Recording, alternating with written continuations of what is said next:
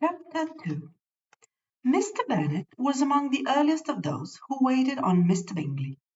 He had always intended to visit him, though to the last always assuring his wife that he should not go. Until the evening after the visit was paid, she had no knowledge of it. It was then disclosed in the following manner.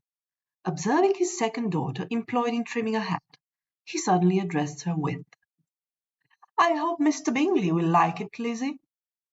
"We are not in a way to know what Mr. Bingley likes," said her mother resentfully, "since we are not to visit." "But you forget, mamma," said Elizabeth, "that we shall meet him at the assemblies, and that Mrs. Long has promised to introduce him." "I do not believe Mrs. Long will do any such thing. She has two nieces of her own. She is a selfish, hypocritical woman, and I have no opinion of her." "No more have I," said Mr. Bennet, "and I am glad to find that you do not depend on her serving you." Mrs. Bennet deemed not to make any reply, but unable to contain herself, began scolding one of her daughters. "Don't keep coughing so, Kitty, for heaven's sake. Have a little compassion for my nerves. You tear them to pieces." "Kitty has no discretion in her coughs," said her father. "She times them ill." "I do not cough for my own amusement," replied Kitty fearfully. "When is your next ball to be, Lizzie?" "To-morrow fortnight." "Ay, so it is," cried her mother, "and Mrs. Long does not come back till the day before, so it will be impossible for her to introduce him, for she will not know him herself." "Then, my dear, you may have the advantage of your friend and introduce Mr. Bingley to her." "Impossible, Mr. Bennet, impossible, when I am not acquainted with him myself. How can you be so teasing?" "I honour my circumspection. A fortnight's acquaintance is certainly very little. One cannot know what a man really is by the end of a fortnight. But if we do not venture, somebody else will, and after all, Mrs. Long and her nieces must stand their chance, and therefore, as she will think it is an act of kindness if you decline the office, I will take it on myself." The girls stared at their father. Mrs. Bennet said only, "Nonsense! Nonsense!" "What can be the meaning of that emphatic exclamation?" cried he.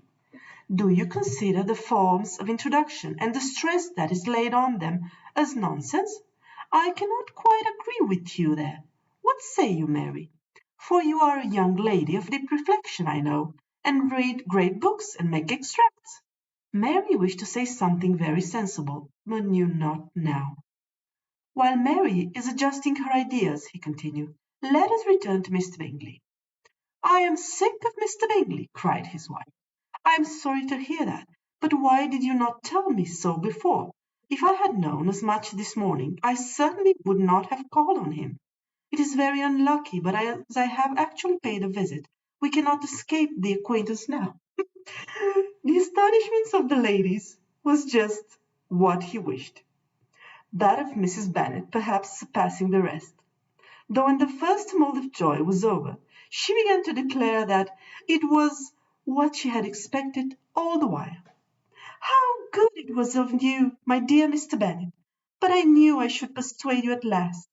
I was sure you loved your girls too well to neglect such an acquaintance. Well, how pleased am I! And it is such a good joke, too, that you should have gone this morning and never said a word about it till now." "Now, Kitty, you may cough as much as you choose," said Mr. Bennet, and as he spoke he left the room, fatigued with the raptures of his wife. "What an excellent father you have, girls," said she, when the door was shut. "I do not know how you will ever make him amends for his kindness, or me either, for that matter. At our time of life it is not so pleasant, I can tell you, to be making new acquaintance every day. But for your sakes we would do anything. Lydia, my love, though you are the youngest, I dare you say Mr. Bingley will dance with you at the next ball." said Lydia stoutly. "I am not afraid, for though I am the youngest, I am the tallest."